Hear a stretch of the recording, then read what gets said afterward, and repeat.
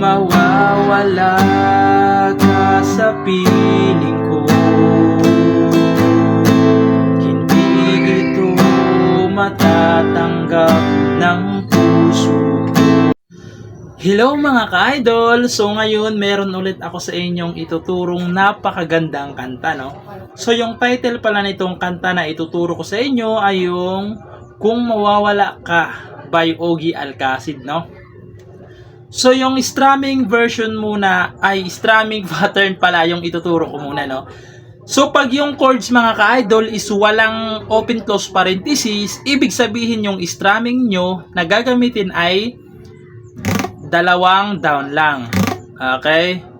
Dalawang down lang pag walang open close parenthesis. Pero pag yung chords nasa loob ng open close parenthesis, ibig sabihin yung strumming nyo is down, down, up, up, down, down. Okay? So ganun yung strumming niya pag yung chords nasa loob ng open close parenthesis, no? So hindi ko na papatagalin, puntahan na natin yung kanyang verse. So yung verse niya mga ka-idol is C. Ayan, C. First, second string, fourth string, tsaka fifth string. Ayan, C. Sunod is G. Yung G, ito siya. First string, second string, ipitin yung ganyan. Tapos, fifth string, tsaka sixth string. Ayan, G.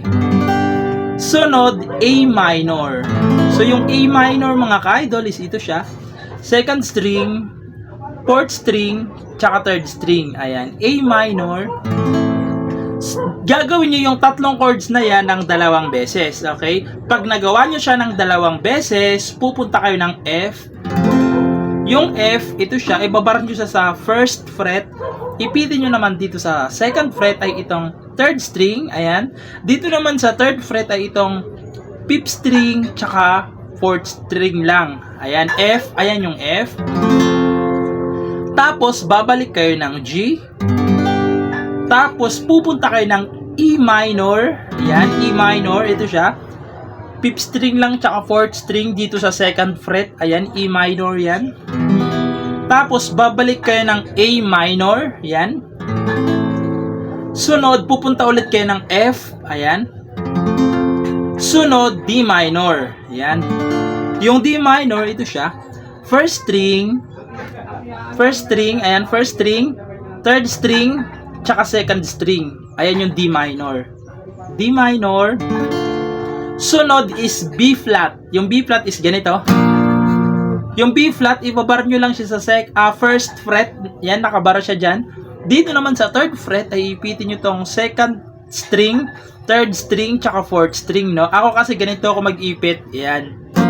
Pwede naman ganito, nakadepende na lang sa inyo kung saan kayo mas komportable, no? Ayan, B flat. So, last na chord is G. Ayan.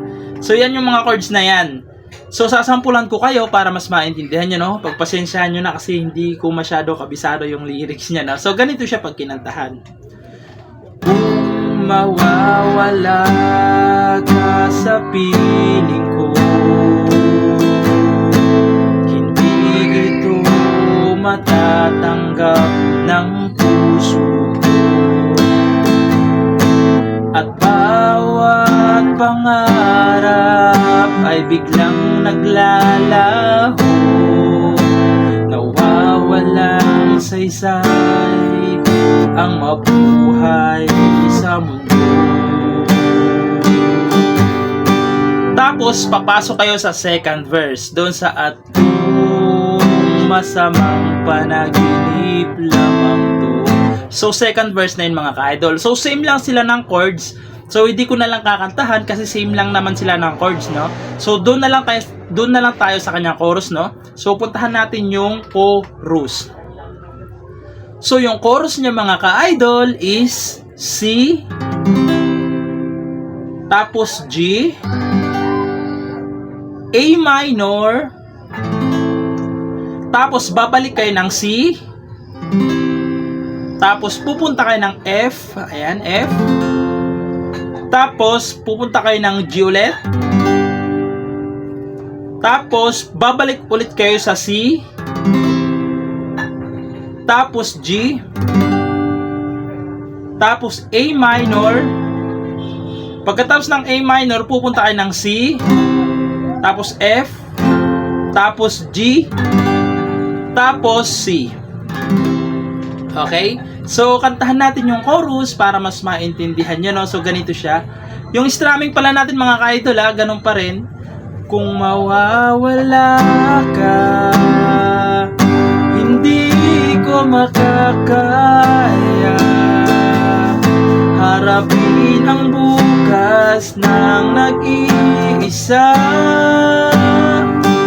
Kung ako'y iiwan mo, paano na tayo? Sayang ang pangako sa isa't isa. Tapos yung C, kung mawawala ka. So, ganun siya, no?